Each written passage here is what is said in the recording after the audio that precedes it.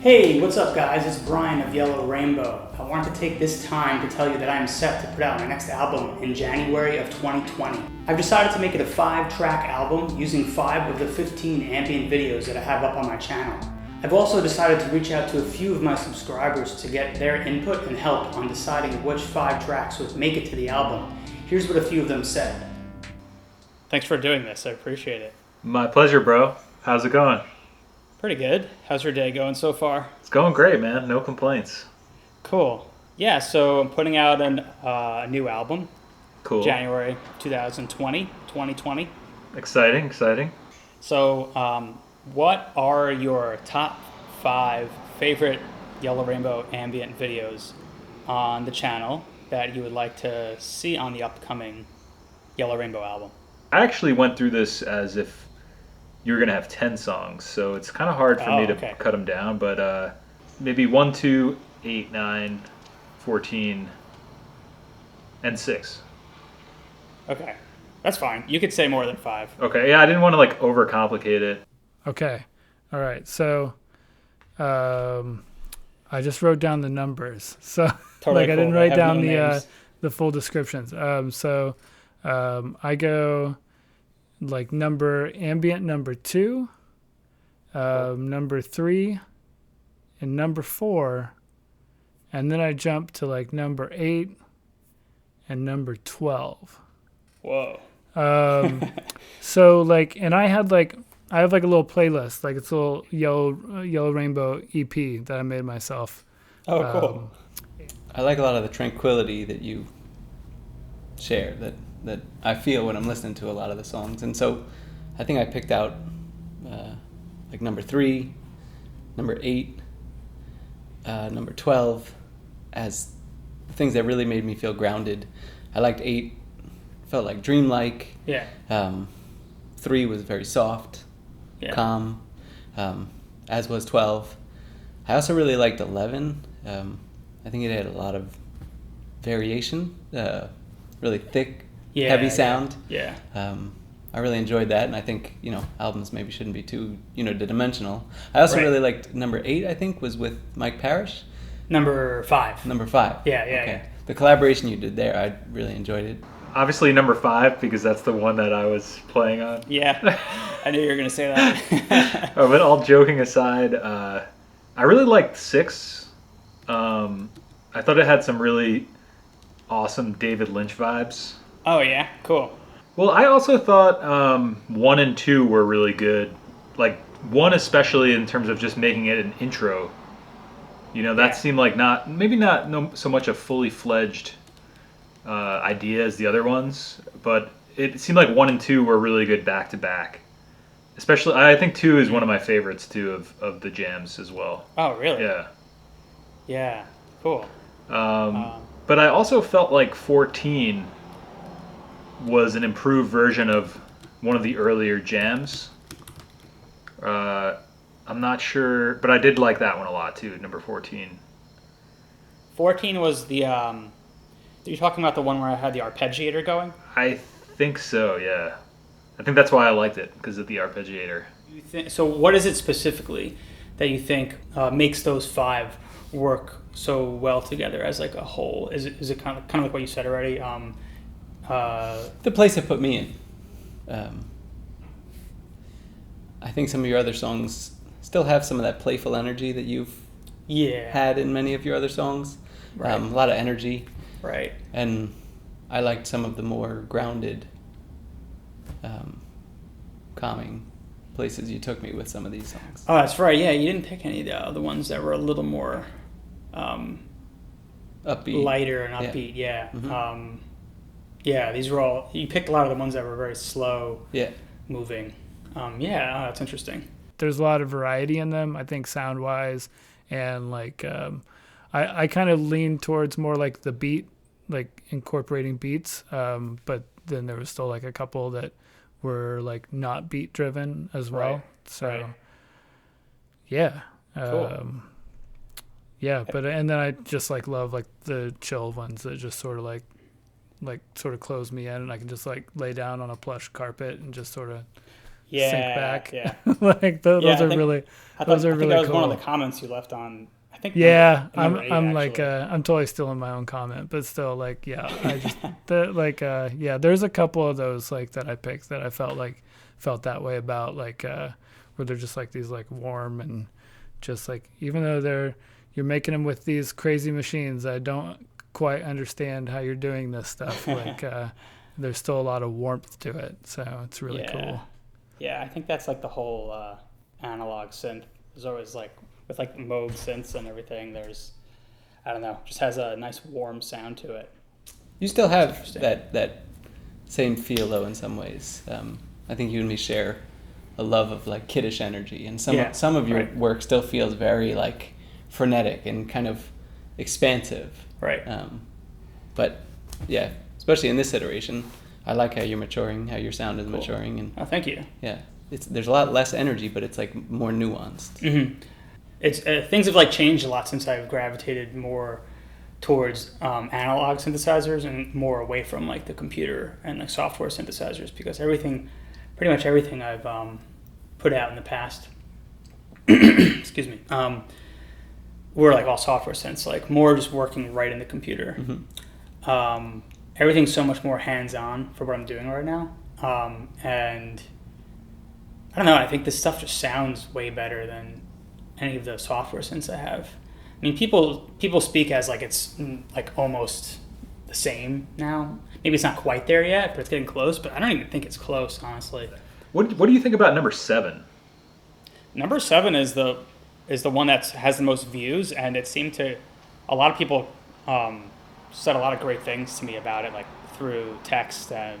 That was another one I like marked. I said it reminds me of Adventure Time intro visuals. I'm not really sure. Yeah. Not really sure what that means, but because it doesn't necessarily remind me of Adventure Time music, but it reminded me of like the vibe of the intro of Adventure Time. If that makes sense. Yeah, totally. Wait, I wrote down 10 has got to be on there too. Maybe a mid-album song when you need the album to like pick up again. Oh, 10, yeah. I felt like 7 and 10 had similar vibes. Okay. Yeah, I also said about 12, the eerie vibes, to cut that one just because it was, just because it was a different mood than the like happier. Because I feel like you're leaning more toward a happier mood, or more. I don't know.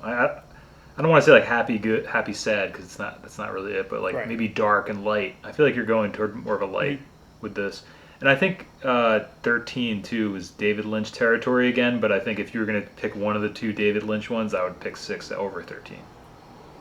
Yeah, 6. By the way, I messed up recording that, so the recording should actually come out even better because I accidentally I had the mini log set up going into the pedals set up for stereo, but then when I was recording it, I didn't record in stereo. So it should sound a lot fuller and a lot more lush recorded properly. Wow, okay. I mean, I really thought it was great. So is there a certain kind of mood you're in or a place that you like to be when listening to ambient or other types of instrumental music?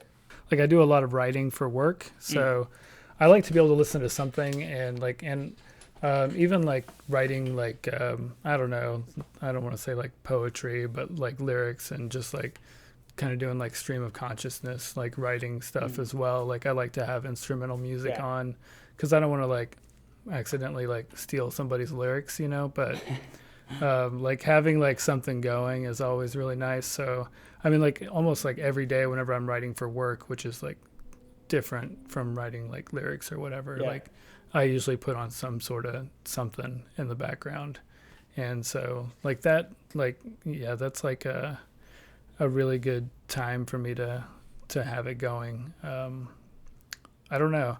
I just like, I feel like I can kind of focus in on what I'm writing, with some tunes going in the background, but not like focus too much on the music at the same time, I would say studying or reading, something that can kind of, I feel like it's almost like wanting to have like an air conditioner on or a fan or something. Like I feel like ambient music for me is about distracting that part of my mind that gets easily distracted on like a subconscious level, so that I can focus on more consciously on what I need to do in the moment.